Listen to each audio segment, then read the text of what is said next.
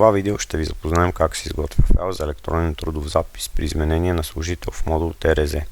Избирате меню Входни данни, Личен състав, двоен клик върху служителя.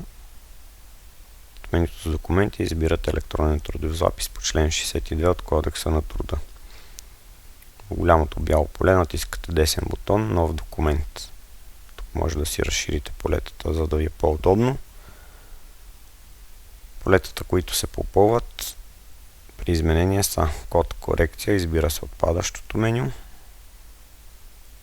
тип на документа, избира се 2 при изменение на трудов договор, основание на договора, номенклатурата е нова от 1 юни,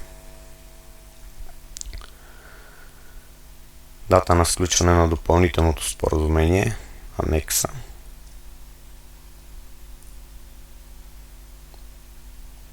номер на допълнителното споразумение.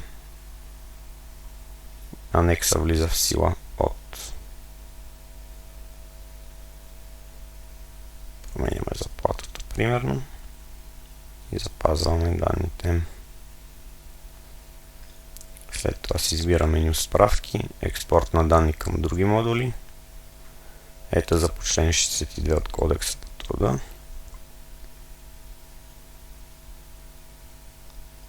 Генерираме справката и запазваме файла.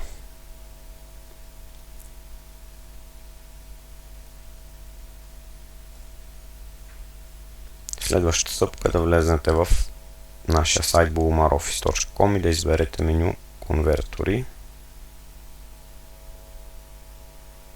След като заради конвертора за електронен трудов запис, избирате файла, генериран от ТРЗ софтуера и натискате бутон Качи. Файлът се запазва в zip формат, трябва да го разархивирате преди да го тествате и подадете.